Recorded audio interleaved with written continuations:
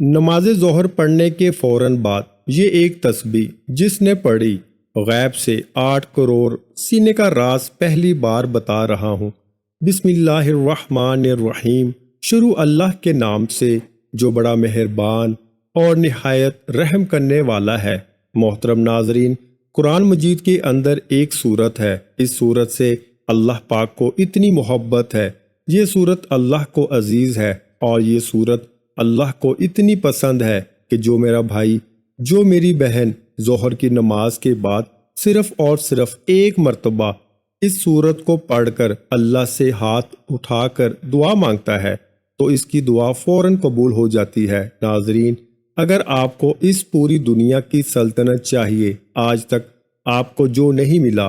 آج اس سورت کو ایک مرتبہ ظہر کی نماز کے بعد پڑھ کر دیکھ لیں۔ اس سورت کے پڑھنے کے بعد آپ ہاتھ اٹھا کر جو بھی مانگو گے، آپ کے ہاتھ بعد میں نیچے آئیں گے، آپ کی دعا پہلے قبول ہو جائے گی، اور دعا مانگنے کے فوراً بعد 1 سے 2 گھنٹے کے اندر اندر آپ اپنی آنکھوں سے معجزات دیکھیں گے۔ جو کچھ آپ نے اللہ سے مانگا ہے فوراً آپ کو مل جائے گا۔ محترم ناظرین، یہ اللہ کا کلام ہے۔ قرآن مجید اللہ پاک کی ایک ایسی کتاب ہے جس کو اللہ پاک نے دنیا کے شروع ہونے سے آج تک اور تا قیامت تک اس کی حفاظت کا ذمہ خود لے رکھا ہے۔ یعنی جب سے یہ کائنات بنی ہے 4 کتابیں نازل ہوئی ہیں، تورات، زبور، انجیل اور قرآن پاک۔ بقیہ جو 3 کتابیں ہیں ان میں تبدیلی ہو چکی ہے۔ اب ان پر عمل کرنا ہمارے لیے خطرے سے خالی نہیں ہے، لیکن واحد قرآن مجید ایک ایسی کتاب ہے کہ جس کی حفاظت کا ذمہ اللہ نے لے رکھا ہے۔ میرا اللہ قرآن میں فرماتا ہے، میں جسے چاہوں بیٹے عطا کروں، جسے چاہوں بیٹیاں عطا کر دوں، جسے چاہوں دونوں ہی عطا کر دوں، جسے چاہے کچھ بھی نہ عطا کروں، جسے چاہوں عزت دوں، جسے چاہے ذلیل کر دوں، جس کا چاہوں رزق کھول دوں اور جس کا چاہوں رزق تنگ کر دوں۔ تو ناظرین، یہ میرے اللہ نے قرآن میں واضح آیات میں بتا دیا ہے۔ ہمیں قرآن مجید کی ایک ایک جو آیت ہے، ایک ایک جو زبر ہے، زیر ہے، پیش ہے، وہ حق ہے، سچ ہے۔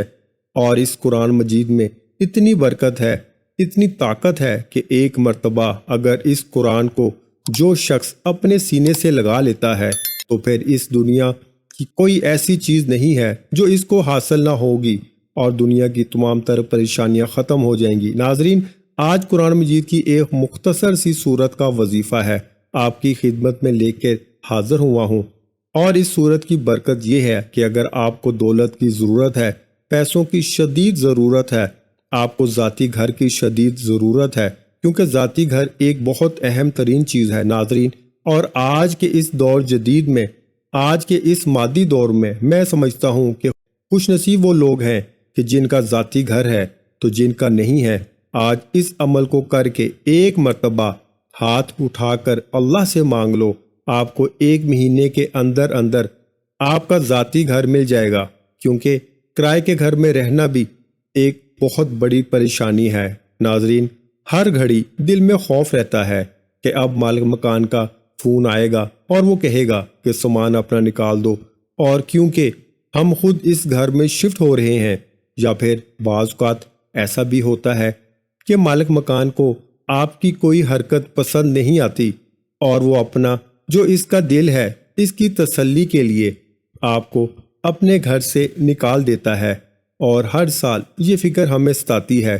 کہ اگلے سال کہاں منتقل ہوں گے۔ یہ بھی ایک بہت بڑی مصیبت ہے ناظرین۔ اور اس کے علاوہ اگر آپ بیمار ہیں، آپ اپنا علاج کروانا چاہتے ہیں، اچھے ڈاکٹر کو اپنا چیک اپ کروانا چاہتے ہیں، اس عمل کو کرنے کے فوراً بعد اللہ پاک آپ کے رزق کو وسیع اور کشادہ فرما دے گا۔ آپ کو اتنی دولت ملے گی کہ آپ اس دنیا کے مہنگے ترین ہسپتالوں میں اپنا علاج کروا سکیں گے، آپ اچھا اور معیاری کھانا کھا سکیں گے، اچھے گھر میں رہ سکیں گے، اچھا لباس پہن سکیں گے،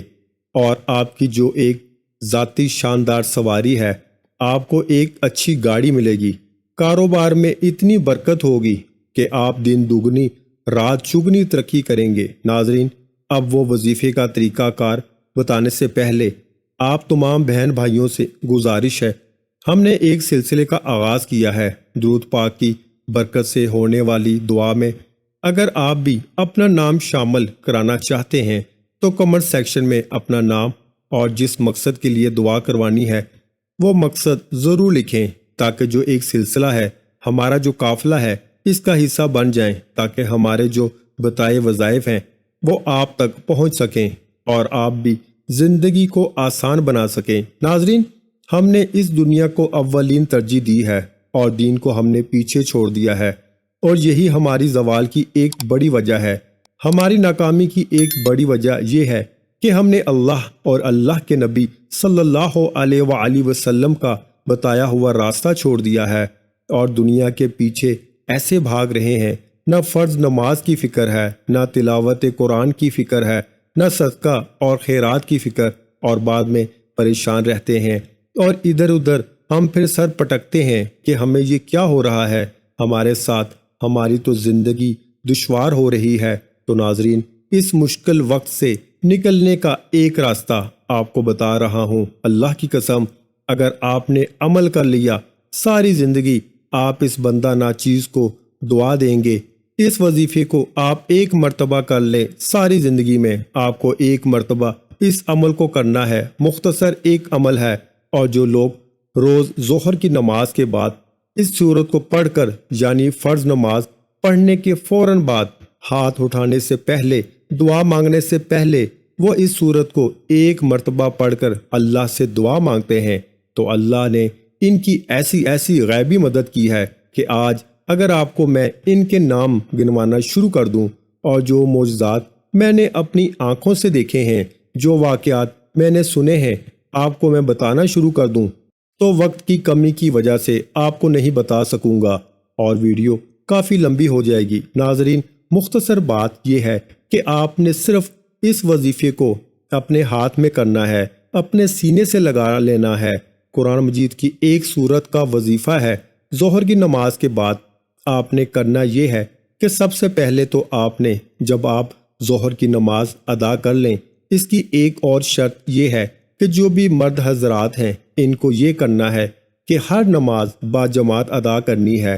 وہ باجماعت نماز ادا کرنے کی ایک وجہ یہ ہے کہ اس وظیفے کا اثر تب ہی ہوگا جب آپ باجماعت نماز ادا کریں گے، اور خواتین اس وظیفے کو گھر میں کر سکتی ہیں، ان کے لیے کوئی اس میں پابندی نہیں ہے۔ لیکن مردوں کو، کیونکہ ہماری جو ایک اور کوتاہی ہے آج کل معاشرے میں جو دکھ رہی ہے، وہ یہ ہے کہ جو مرد حضرات ہیں ان کی یہ کوتاہی ہے کہ وہ سستی کی وجہ سے مسجد کی طرف نہیں جاتے۔ اب اس عمل کو کرنے سے پہلے آپ جو مرد حضرات ہیں انہوں نے یہ کوشش کرنی ہے کہ 5 وقت کی نماز ہے وہ باجماعت ادا کرنی ہے، اور ظہر کی نماز کے بعد جب آپ اس سورت کو پڑھیں گے، انشاءاللہ اس کے اثرات اور فائدے اور برکتیں آپ اپنی آنکھوں سے دیکھنا شروع کر دیں گے۔ تو جب آپ نے ظہر کی نماز باجماعت ادا کر لی، ایک تو وہ دعا ہوتی ہے ناظرین جو فرض نماز کے بعد باجماعت جب نماز ادا ہوتی ہے تو سب ہاتھ اٹھا کر مانگتے ہیں، وہ دعا تو آپ نے مانگنی ہے۔ اس کے بعد ایک آپ نے یہ عمل کرنا ہے، اور پھر آپ نے اپنی جو ایک ذاتی دعا ہے اس کے لیے ہاتھ اٹھانے ہیں۔ عمل کا طریقہ سن لیں۔ سب سے پہلے آپ نے اول آخر 3 مرتبہ درود ابراہیم پڑھنا ہے، پھر آپ نے 10 مرتبہ، یہ قرآن مجید کی ایک آیت ہے، آپ نے 10 مرتبہ پڑھنا ہے۔ درود پاک کے بعد آپ نے 10 مرتبہ یا رضاکو کو پڑھنا ہے، اور اس کے بعد 10 مرتبہ آپ نے یہ چھوٹی سی سورت ہے، سورت کوثر، یہ سورت پڑھنی ہے، اور 10 مرتبہ آپ نے 4 کل پڑھنے ہیں۔ اس کے بعد آپ نے 3 مرتبہ پھر آخر میں درود شریف پڑھ کر پھر سنتے پڑھنی ہے اور دعا مانگنی ہے۔ پھر آپ نے جب سنتے پڑھ کر دعا مانگ لی، پھر آپ نے سورۃ المزمل 1 مرتبہ پڑھنی ہے۔ سورۃ المزمل پڑھنے کے بعد